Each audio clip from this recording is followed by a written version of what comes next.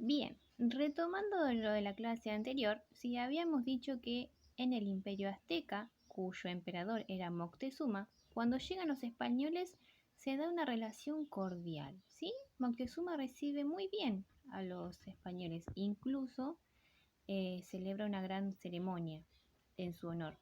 ¿A qué se debe esto? Bueno, Moctezuma, sí, creía en un presagio. ¿Qué es un presagio?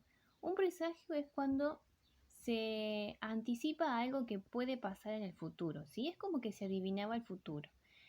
Ese futuro decía que en 1519, ¿sí? Iba a bajar a la tierra el dios Quetzalcóatl.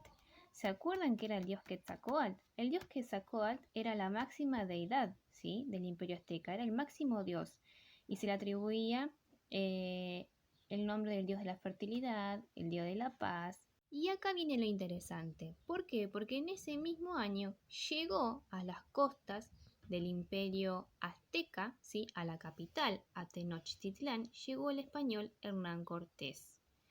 Entonces, ¿qué tiene que ver esto? Bueno, como ellos esperaban a un dios, ¿sí? Cuando a las costas se asoma Hernán Cortés con su tripulación de españoles, ¿sí? Que llegan con caballos, con armas, con escudos, los aborígenes los recibieron como a unos dioses. Es por eso que se dice que fueron recibidos cordialmente. Pero, ¿sí? Los españoles no eran ningunos dioses y no iban, ¿sí? A la tierra a llevarle paz, sino todo lo contrario. En un primer momento, Hernán Cortés, ¿sí? Simuló ser lo que los aborígenes querían, simuló ser un dios. Luego, cuando se adentró, ¿sí? A la población azteca, cometió lo que se llamó como la traición, ¿sí? Porque traicionó la creencia de los aborígenes. A pesar de ser bien recibido, ¿sí? Y aprovecharse de la inocencia y de la creencia de los aborígenes, una vez que Hernán Cortés ingresó al palacio de Moctezuma, comenzó a saquear, ¿sí? Una vez que se produjo el saqueo del oro, se pasa a ocupar el territorio y se somete a la población aborigen, ¿sí? Se la explota a trabajar forzadamente. Recuerden que acá el máximo mineral, ¿sí? Era el oro, y el oro se obtenía junto con la plata se obtenía de las minas. Entonces era importante, ¿sí? Era primordial que los españoles concentraran la fuerza de trabajo de los aborígenes y los sometieran a trabajar obligadamente, ¿sí? Por eso que hablamos de explotación, que sometieran a trabajar obligadamente a los aborígenes, ¿sí? Para extraer justamente ese mineral de las minas. Cuando el rey Carlos I, ¿sí? De España recibe la noticia de que Hernán Cortés había logrado entrar en el Imperio Azteca y quedarse con la riqueza, lo nombra gobernador y a ese territorio, ¿sí? A ese territorio que pertenecía al Imperio Azteca, pasó a llamarse Nueva Granada. Ahora bien, siguiendo, ¿sí? Por el territorio más hacia el sur, se encuentran años después con el Imperio Inca. El Imperio Inca en este momento estaba gobernado por Atahualpa. Pero cuando llegan los españoles en 1532, ¿sí? Los españoles se encuentran con que los incas estaban divididos. Había un conflicto, más específicamente una guerra civil. ¿Quiénes eran los incas que estaban enfrentados? Los hermanos Huáscar y Atahualpa. Es decir, antes de que Atahualpa, ¿sí? Fuera nombrado rey inca, primero tuvo que enfrentarse en una guerra contra su hermano Huáscar, ¿sí? En esta guerra se disputaban la corona imperial.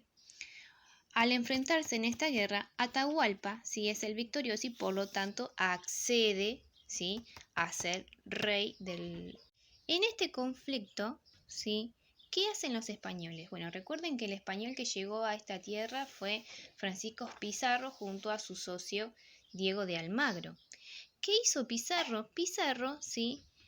Se une con los seguidores de Huáscar contra Atahualpa y consigue encerrar a Atahualpa y luego que sea ejecutado. De esta manera, Atahualpa deja el trono vacío y accede, ¿sí? Manco Inca, que era hijo de Huáscar, ¿sí? Es decir, su sobrino toma el poder gracias a los españoles. Pero se dice que Manco Inca era un títere. ¿Por qué? Porque fue una estrategia que utilizaron los españoles encabezados por Francisco Pizarro para tomar definitivamente el poder y luego encerrar a Manco Inca y hacer lo mismo que hizo Hernán Cortés con Moctezuma.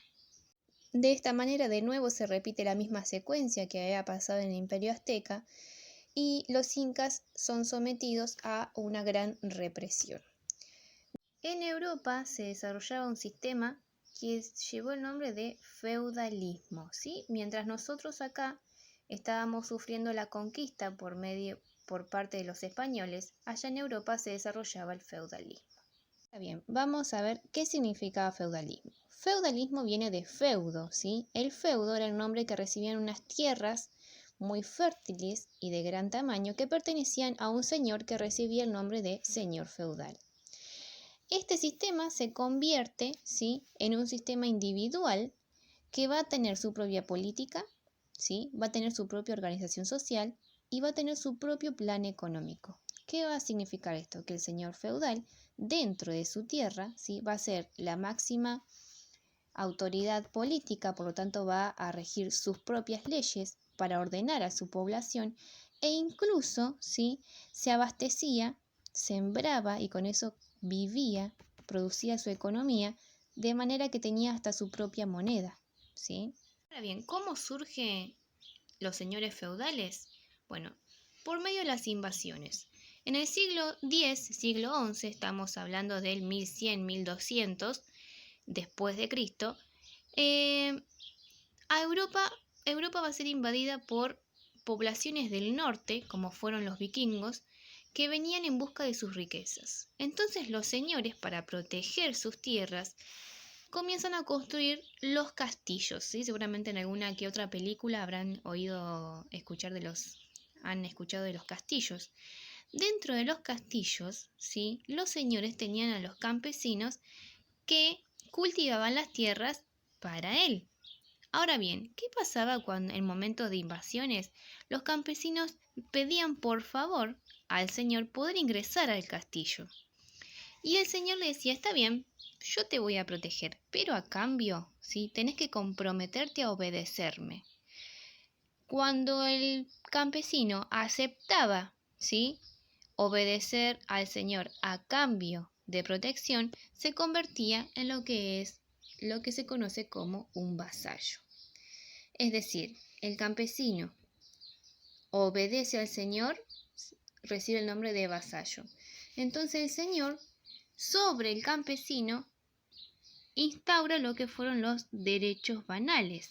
¿Qué eran los derechos banales? Mediante los derechos banales, ¿sí?, que era un contrato de compromiso y de protección entre campesinos y señores, donde el campesino, al firmar ese contrato, se convertía en un vasallo. Por medio de los derechos banales, el señor podía mandar y castigar, asegurar la protección de los campesinos, cobrarles impuestos e incluso obligarlos a trabajar, ¿sí? Todo eso a cambio de protección. Ahora bien, el sistema del castillo en donde el señor feudal tenía su posesión recibe el nombre de un señorío feudal. ¿Por qué hablamos de un señorío? Un señorío es este sistema. Acá tenemos el castillo, ¿sí? El castillo estaba conformado por grandes murallas, ¿sí?, que era para proteger la entrada, evitar la entrada de los invasores. Por fuera, dentro de su perímetro, tenía tierras muy fértiles donde sembraba, que eran sumamente para la reserva del señor, ¿sí?, por eso que ellas se llaman reserva señorial. A este castillo lo rodeaba una fosa, ¿sí?, que era para ganar tiempo, es decir, cuando venían los invasores primero debían cruzar la fosa y después llegar al castillo donde también tenían que cruzar los muros, es decir, el señor feudal tomaba todos estos recaudos para evitar las invasiones y ganar tiempo. Fuera del foso estaban las tierras comunales, es decir, eran tierras comunes, lo que significaba que no había ningún dueño. Pero como eran muy malas, no eran fértiles, eran de poco uso. Luego también tenemos las casas de los campesinos, ¿sí? las aldeas, que los campesinos también tenían sus propias tierras, que eran los mansos, pero que eran de poca fertilidad. Es decir, obviamente las tierras más fértiles estaban del otro lado del foso y pertenecían al señor. Todo este sistema era un señorío feudal. Acuérdense que era un sistema político porque el señor feudal establecía una relación de vasallaje con los campesinos a cambio de protección. Era un sistema económico porque tenía su propia reserva para poder subsistir. Y era un sistema social porque dividía, ¿sí?, a su población dentro del castillo entre quienes tenían privilegios, como era el señor feudal, y quienes no lo tenían, como eran los campesinos, ¿sí?, que los campesinos pasaban a llamarse vasallos. Ahora bien, este sistema, ¿sí?, esta parte fértil del castillo, se decía que era una economía cerrada, que dentro de este sistema cerrado o autosuficiente, el señor no necesitaba salir de sus muros para poder conseguir algo, sino que todo lo producía dentro de su castillo, es decir, no necesitaba salir afuera para conseguir algo. Pero este sistema cerrado o autosuficiente va a comenzar a entrar en crisis en el siglo XIV, siglo XV, estamos hablando del 1400, 1500, 1600.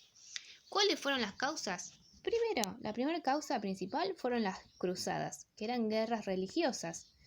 Recuerden que cada castillo, para poder conquistar a otro, ¿sí?, se hacía mediante las guerras, y se les llamó cruzadas porque llevaban como lema a la religión.